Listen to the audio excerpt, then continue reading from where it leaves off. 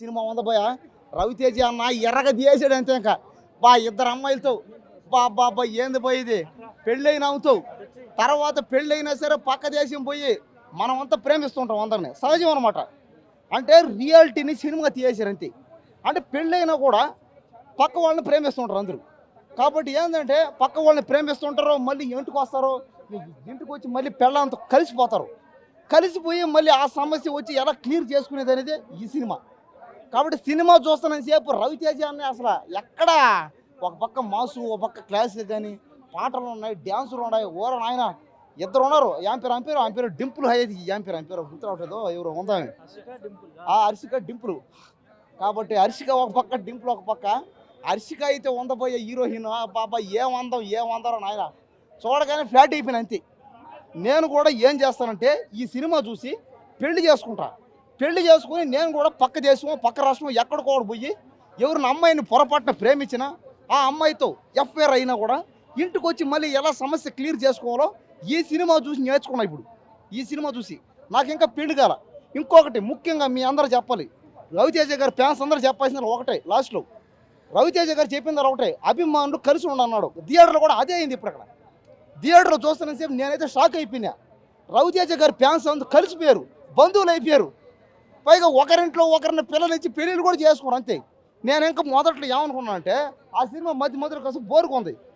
ఓడి ఏమన్నాడంటే ఏదేందబ్బా కాస్త సినిమా తలకాయ నొప్పుకుంది, సినిమా కాస్త డల్గా ఉంది అనే టయానికి ఇంకోటి వచ్చి నేను ఇంకా కొడతాడేమో, గొడవ అయిపోద్ది అనుకున్నా. కలిసిపోయారు అందరూ. కాబట్టి సినిమా హీరోల ఫ్యాన్స్ అందరూ కలిసిపోతున్నారు. ఈ సంక్రాంతి పండగకి ఈ సినిమాలన్నీ బాగా ఆడుతున్నాయి, ప్రతి సినిమా. కాబట్టి రవితేజ గారిది ఈ సినిమా అయితే ఖచ్చితంగా ఒక 500 కోట్ల నుంచి 1000 కోట్లు కొట్టాలని నేను మనస్ఫూర్తిగా కోరుకున్నాను. వద్దా సరే కూండం, సరే 100 కోట్లు చాలా ఏడుస్తారు. ఇదేనా ఏడవకండి. సినిమా హీరోలు బాగుపడినా, సినిమా ఇండస్ట్రీ బాగుపడినా ఎందుకంటే మీకు గొప్ప కళ్ళు. ఈ సినిమాకి ఏం తక్కువ అని చెప్పండి. భర్త మహాశయులకు విజ్ఞప్తి అని భార్యాభర్తల మధ్య జరిగే ఒక సంభాషణని, భార్యాభర్తల మధ్య జరిగే ఒక కాపురాన్ని సినిమాగా తీస్తే మీకు ఇది నచ్చట్లేదా? ఏడస్తారు ఎందుకు? మీ మొక్కలు ఏడస్తారు. మీరు నవ్వండి, నవ్వరు, మీరు నవ్వరింతే, వీళ్ళు నవ్వరు. అసలు కిషోర్ తిరుమల గారు పోయిన సినిమా కూడా శర్వా గారితో కొంచెం అట్టిట్ అయింది. ఈ సినిమా అయితే డౌట్ లేదండి, అట్టిట్ కాదు, టోటల్గా పోయినట్టే, టోటల్గా దొబ్బినట్టే. అసలు 2.5 గంటల సినిమా కూడా కాదండి, కానీ నాకైతే 4 గంటల సినిమా చూస్తున్న ఫీలింగ్ వచ్చింది. ఎప్పుడు ఇంటర్వెల్ వస్తుందా, ఎప్పుడు బ్రేక్ తీసుకుందామా, ఎప్పుడు సినిమా నుంచి బయటికి వెళ్ళిపోదాం అనిపించింది నాకైతే మాత్రం. టు బీ ఆనెస్ట్ చెప్తున్నా, ఎక్కడ కామెడీ అనేది పండలేదు. రొటీన్ కామెడీ, రొటీన్ ఉన్నా కానీ జెన్యున్గా నవ్విస్తే బాగుంటుంది అన్న. అది క్రింజ్ ఉండని, ఏదైనా ఉండని పర్లేదు, రొటీన్ ఉన్నా పర్లేదు. కాకపోతే అరే అది కనెక్ట్ అయ్యి జెన్యున్గా నవ్విస్తే నీట్గా ఉంటుంది. కానీ ఇక్కడ ఎన్ని జోకులు పెట్టారు, ఎన్ని బలవంతంగా డైలాగులు ఇరికిచ్చారంటే బలవంతంగా నవ్విపోయడానికి ట్రై చేశారు. ట్రెండీ టాపిక్స్ని ఇన్వాల్వ్ చేసి, లేకపోతే కొంచెం ట్రెండీ డైలాగ్స్ని ఇన్వాల్వ్ చేసి, మీ మెటీరియల్లో ఉన్న డైలాగులని ఇన్వాల్వ్ చేసి కొంచెం బలవంతంగా నవ్వించడానికి ట్రై చేశారు తప్ప ఎక్కడ సినిమాలో జెన్యూనిటీ అనేది అయితే నాకు కనిపించలేదు. అసలు రవితేజ గారు ఎలాంటి సినిమాలు తీసేవాళ్ళు, ఎలాంటి సినిమాలు తీస్తున్నారు నాకైతే చాలా బాధగా ఉంది. అన్న మీకు నేను విజ్ఞప్తి చేస్తున్నా, ఇప్పుడు hope this reaches you. Just please కొంచెం మమ్మల్ని దృష్టిలో పెట్టుకొని, మీ ఫ్యాన్స్ని దృష్టిలో పెట్టుకొని, మీరు ఎలాంటి మంచి సినిమాలు తీసేవాళ్ళు ఒక్కసారి ఆలోచించండి. ఒక్కసారి ఫ్లాష్ బ్యాక్లోకి వెళ్ళండి. మొన్న వాల్తేరు వీరయ్య 2 ఏళ్ల క్రితం వాల్తేరు వీరయ్యలో మీరు లీడ్ రోల్ చేయకపోయినా మిమ్మల్ని చూసి బాస్ పక్కన ఎంతో హ్యాపీ ఫీల్ అయ్యాము. మీ వల్ల సినిమా ముందుకెళ్ళింది, మీ క్యారెక్టర్ ఆర్క్ అంత బాగుండింది. సో ఇక్కడ మీరు కొంచెం క్యారెక్టరైజేషన్కి ఇంపార్టెన్స్ ఇచ్చే సినిమాలు, లేకపోతే సినిమాలో కొంచెం దమ్మున్న కంటెంట్ ఉన్న సినిమాలు చేయండి ప్లీజ్. వీళ్ళు రొటీన్ కామెడీలు వద్దు. పెట్టిన డబ్బులు అయితే నాకైతే ఇక్కడ వర్త్ అనిపించలేదు అన్న, నిజంగా వర్త్ అనిపించలేదు. సినిమా టికెట్లు కూడా హైక్లు ఇచ్చినట్టున్నారు దీనికి కూడా.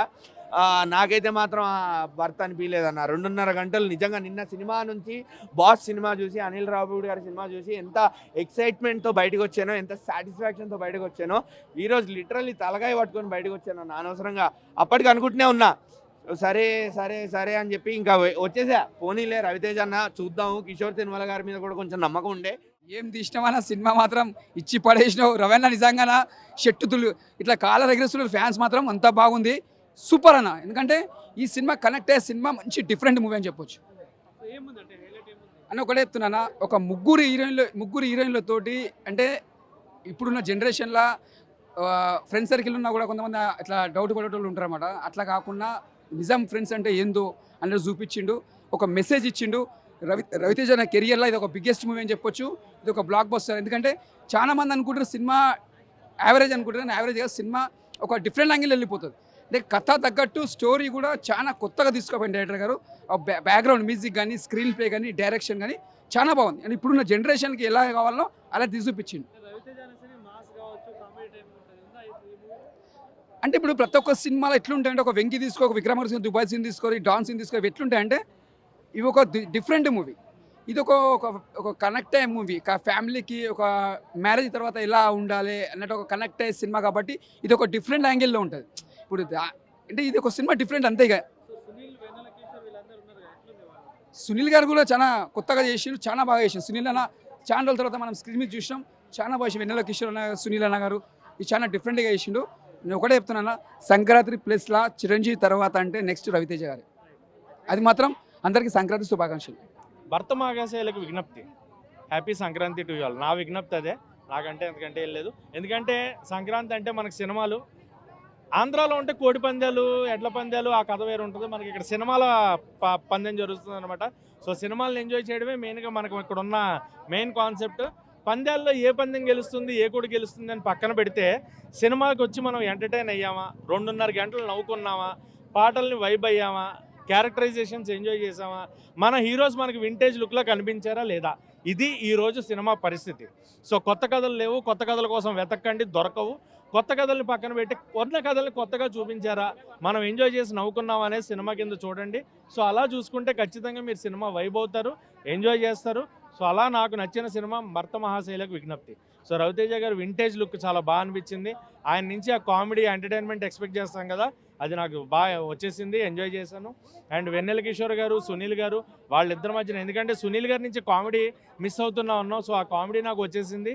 సునీల్ గారు కామెడీ చేశారు, వెన్నెల కిషోర్ గారు కామెడీ, వాళ్ళిద్దరి మధ్యన జరిగే సీక్వెన్స్ చాలా బాగుంటుంది. అండ్ చైల్డ్ ఆర్టిస్ట్ రోహన్కి నాకు తెలిసి చాలా మంచి ఫ్యూచర్ ఉంది. కామెడీ, ఎంటర్టైన్మెంట్ పీక్స్ అనమాట. ఏ ఎంటర్టైన్మెంట్ లెవెల్లో కూర్చుంటాడో నాకు తెలియదు, కానీ he is very good at entertainment. And Muralidhar Goud garu, Ajay Ghosh గారు, సత్య గారు. సో సత్య గారు ఈ మధ్యన ఏం చేసినా కూడా అది కూడా నెక్స్ట్ లెవెల్ పెర్ఫార్మెన్సెస్. ఆయన నుంచి కూడా కామెడీ బాగా వర్కౌట్ అవుతుంది. సో ఆయన కామెడీ బాగుంది.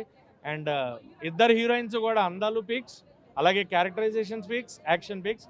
సో హీరోయిన్ క్యారెక్టరైజేషన్స్ బాగున్నాయి, ఎవరిది ఎక్కువ లేదు, ఎవరిది తక్కువ లేదు. అండ్ డింపుల్ అండ్ ఆషిక ఇద్దరు కూడా క్యూట్ లేడీస్.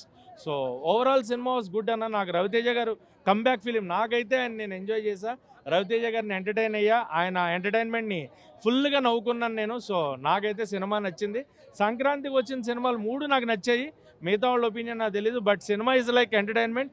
నేను ఎంటర్టైన్ అయ్యా, నేను ఎంజాయ్ చేశా, విఎఫ్ఎక్స్ ఎంజాయ్ చేశా, కామెడీ ఎంజాయ్ చేశా, యాక్షన్ ఎంజాయ్ చేశా. సో అంతకంటే ఏం కావాలి సినిమా అంటే. రండి థియేటర్లో మీరు కూడా సినిమా చూడండి, ఎంటర్టైన్ అవ్వండి. అండ్ వన్స్ అగైన్, కొత్త సినిమాలకి కొత్త కథలు లేవు, ఉన్న కథల్ని కొత్తగా చూపించారా, మనం థియేటర్లో నవ్వుకున్నామా, యాక్షన్ ఎంజాయ్ చేసామా, సాంగ్స్ ఎంజాయ్ చేసామా. So come to theatres and watch భర్త మహాశయులకు విజ్ఞప్తి, a good film to watch in theatre with family. అలాగే మనశంకర్ వరప్రసాద్ గారు అండ్ రాజా సాబ్ 3 కూడా మంచి సినిమాలే, 3 ఎంజాయ్ చేసా. And I'm waiting for other 2 films. ఆ రివ్యూస్తో మళ్ళీ మేము ముందుంటా. Thank you.